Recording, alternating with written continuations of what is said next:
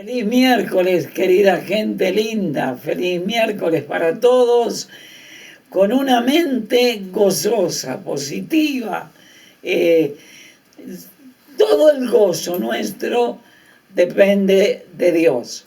Entonces, a mayor gozo es el mayor tamaño de su Dios. ¿Qué tan grande es nuestro Dios? ¿Cómo puede ser un Dios cada vez más grande? De una manera muy simple, yendo a la palabra del Señor.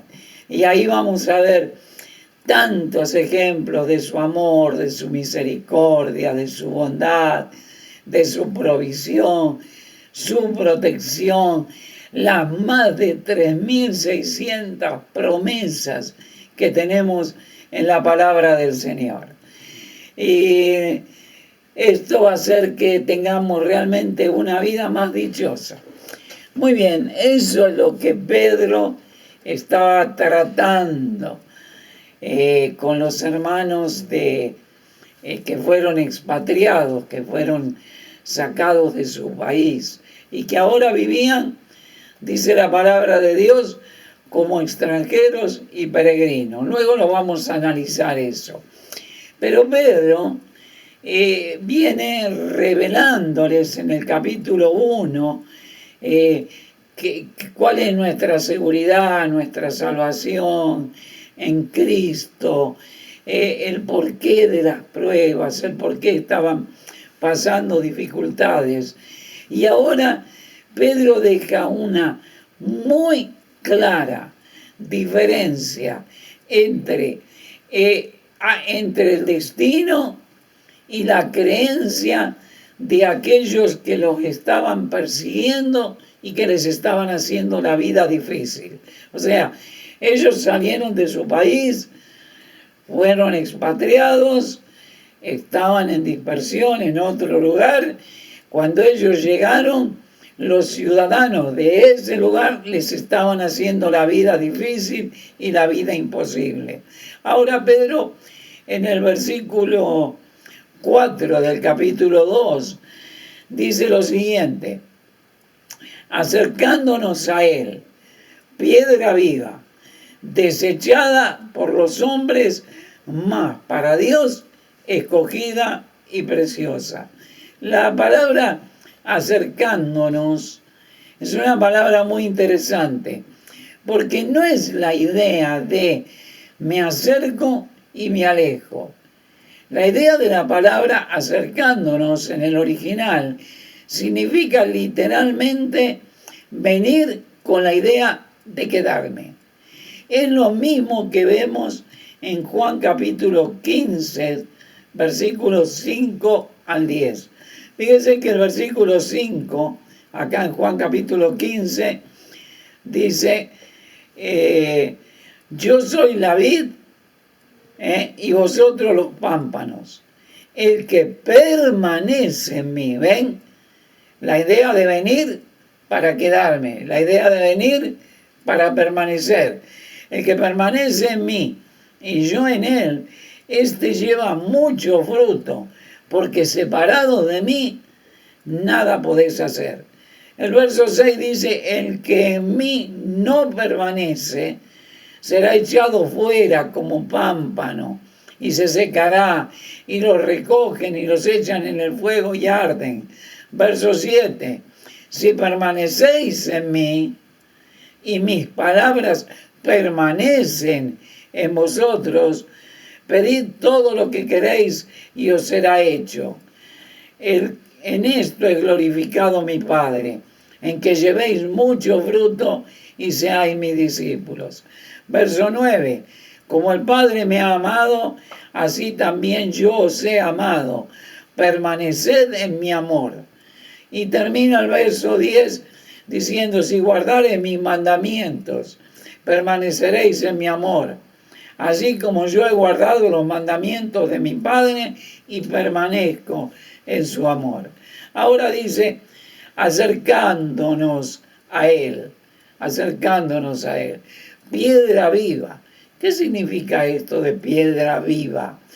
La piedra viva o la principal piedra del ángulo, era una piedra escogida, perfecta, rectangular o hecha en un ángulo perfecto, que se ponía en una esquina de una casa que se iba a construir.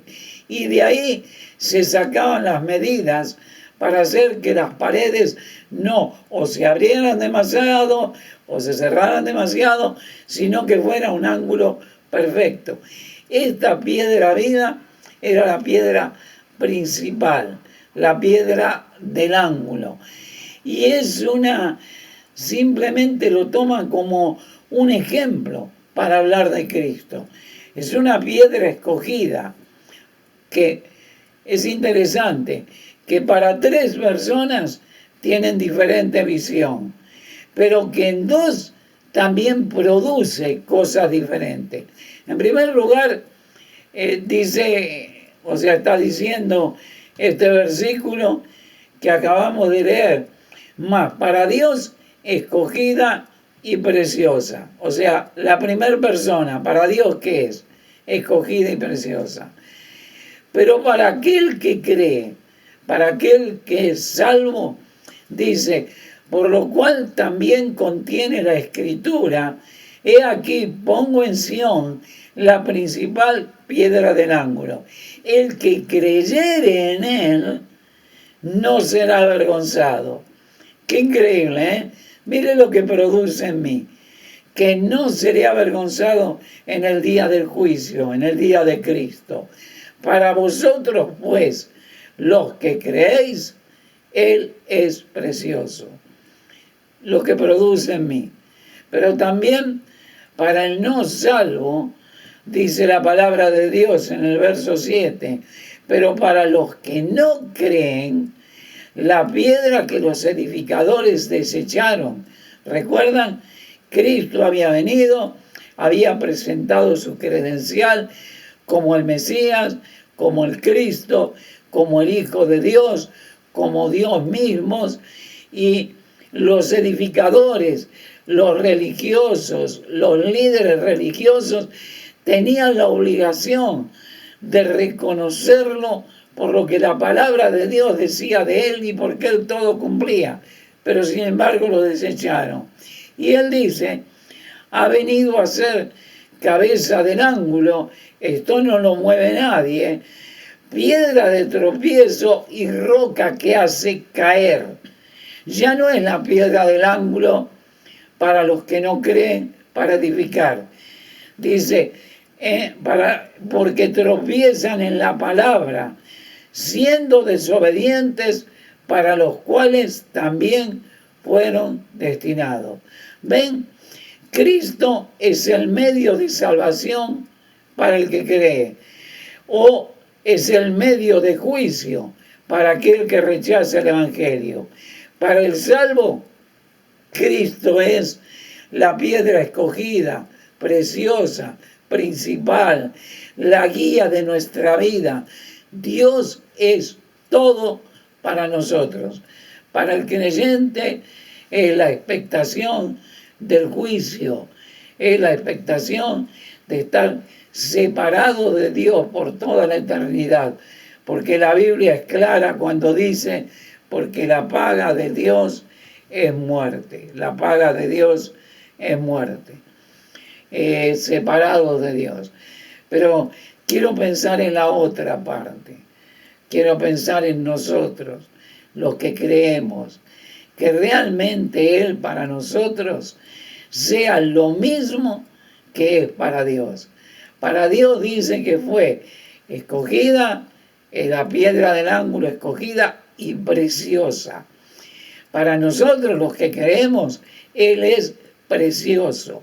La palabra precioso significa literalmente de mucho precio.